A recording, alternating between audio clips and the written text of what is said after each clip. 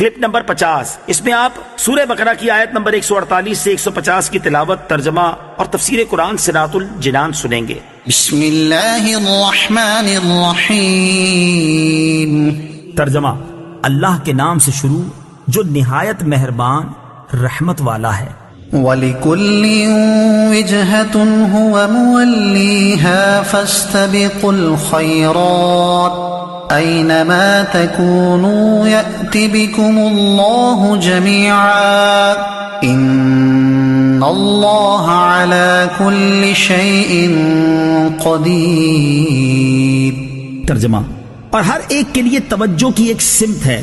جس کی طرف وہ منہ کرتا ہے تو تم نیکیوں میں آگے نکل جاؤ۔ تم جہاں کہیں بھی ہوگے اللہ تعالیٰ تم سب کو اکٹھا کر لائے گا، بے شک اللہ ہر شے پر قدرت رکھنے والا ہے۔ وَلِكُلٍّ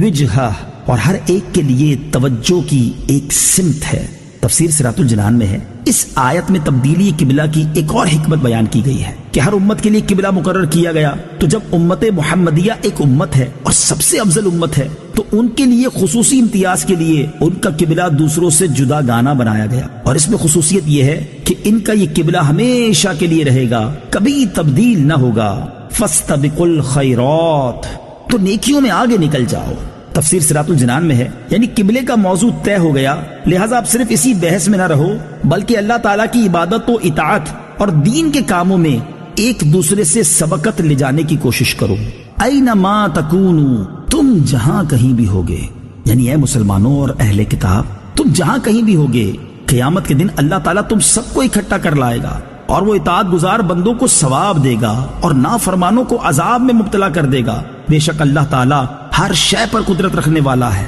تو وہ مخلوق کو مرنے کے بعد دوبارہ زندہ کرنے، اطاعت گزاروں کو ثواب دینے اور سزا کے مستحق افراد کو عذاب دینے پر بھی قادر ہے۔ وَمِنْ حَيْثُ خَرَجْتَ فَوَلِّ وَجْهَكَ شَطْرَ الْمَسْجِدِ الْحَرَامِ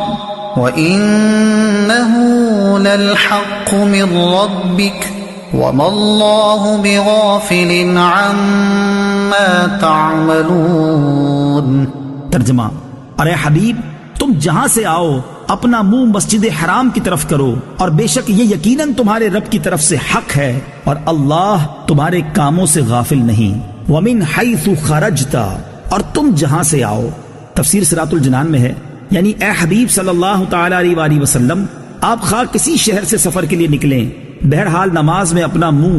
مسجد حرام یعنی کعبے کی طرف کریں، کیونکہ جس طرح حالت اقامت میں کعبہ کی طرف منہ کرنے کا حکم ہے، اسی طرح سفر میں بھی یہی حکم ہے، اور بے شک کعبہ کو قبلہ بنایا جانا ضرور آپ کے رب کی طرف سے حق اور حکمت کے عین موافق ہے، اور اے مسلمانوں اللہ تعالیٰ تمہارے اعمال سے غافل نہیں، اس لیے وہ تمہیں اس عمل کی بہترین جزا دے گا۔ وَمِنْ حَيْثُ خَرَجْتَ فَوَلِّ وَجْهَكَ شَطْرَ الْمَسْجِدِ الْحَرَامِ وَحَيْثُ مَا كُنْتُمْ فَوَلُّوا وُجُوهَكُمْ شَطْرَهُ لِئَلَّا يَكُونَ لِلنَّاسِ عَلَيْكُمْ حُجَّةٌ إِلَّا الَّذِينَ ظَلَمُوا مِنْهُمْ فَلَا تَخْشَوْهُمْ وَاخْشَوْنِي وَلِأُتِمَّ نِعْمَتِي عَلَيْكُمْ وَلَعَلَّكُمْ تَهْتَدُونَ۔ ترجمہ: اور اے حبیب تم جہاں سے آؤ اپنا منہ مسجد حرام کی طرف کرو، اور اے مسلمانوں تم جہاں کہیں ہو اپنا منہ اسی کی طرف کرو، تاکہ لوگوں کو تم پر کوئی حجت نہ رہے، مگر جو ان میں سے ناانصافی کریں تو ان سے نہ ڈرو اور مجھ سے ڈرو، اور تاکہ میں اپنی نعمت تم پر مکمل کر دوں اور تاکہ تم ہدایت پاؤ۔ وَمِنْ حَيْثُ خَرَجْتَ،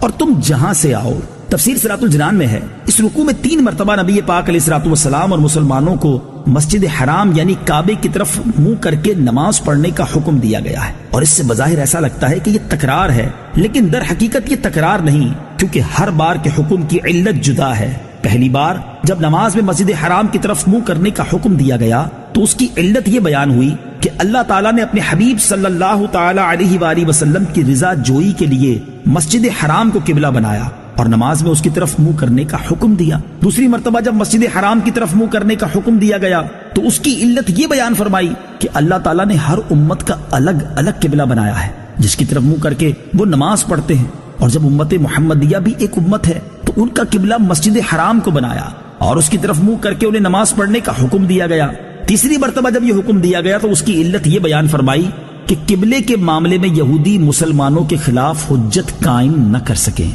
وحيث ما كنتم فولوا وجوهكم شطره. اور اے مسلمانوں تم جہاں کہیں ہو اپنا منہ اسی کی طرف کرو. تفسیر صراط الجنان میں ہے. اس آیت میں مجموعی طور پر لوگوں سے فرما دیا گیا کہ تم حالت سفر میں ہو یا حالت اقامت میں، جنگل و بیابان میں ہو یا شہر میں، ہر جگہ ہر حالت میں اور ہر وقت تم صبر نماز میں خانہ کعبہ ہی کی طرف منہ کرنا ہے، تاکہ یہودیوں کو اس اعتراض کا حق نہ رہے کہ ان کی کتابوں میں تو قبلے کی تبدیلی کا لکھا ہوا تھا لیکن اس نبی نے تو ایسا کیا ہی نہیں، یا وہ یہ اعتراض نہ کر سکے کہ یہ نبی ہمارے دین کی تو مخالفت کرتے ہیں لیکن قبلہ ہمارے والا ہی مانتے ہیں. اور مشرکین کو یہ اعتراض کرنے کا موقع نہ ملے کہ نبی کریم صلی اللہ تعالی علیہ وسلم نے قریش کی مخالفت میں حضرت ابراہیم اور حضرت اسماعیل علیہ السلام کا قبلہ بھی چھوڑ دیا، حالانکہ نبی کریم صلی اللہ تعالی علیہ وسلم ان کی اولاد میں سے ہیں اور ان کی عظمت و بزرگی مانتے بھی ہیں. الا الذین ظلموا منہم،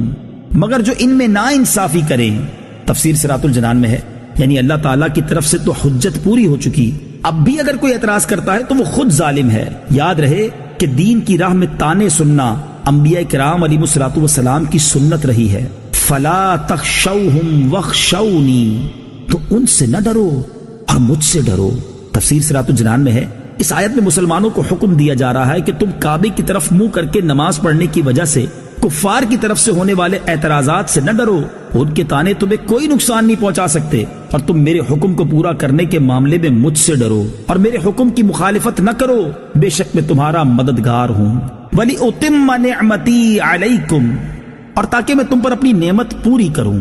تفسیر صراط الجنان میں ہے اس آیت کا خلاصہ یہ ہے کہ اے مسلمانوں، جس طرح اللہ تعالیٰ نے اپنے حبیب صلی اللہ تعالی علیہ وآلہ وسلم کو تمہارا رسول بنایا جو کہ تمہارے سامنے حق کی طرف ہدایت دینے والی آیت تلاوت فرماتے ہیں، رشد و ہدایت کے راستے کی طرف رہنمائی کرتے ہیں، اللہ تعالیٰ کی وحدانیت اور اس کی عظیم قدرت پر قطعی دلائل قائم کرتے ہیں، تمہیں بت پرستی کی نجاست سے پاک کرتے ہیں اور تمہیں وہ چیز سکھاتے ہیں جن سے تم اپنے نفسوں کو پہچان سکو اور ان کا تزکیہ کر سکو. اسی طرح مستقل طور پر تمہارے لیے بیت اللہ کو قبلہ بنا دیا تاکہ اللہ تعالیٰ تم پر اپنی نعمت پوری کرے.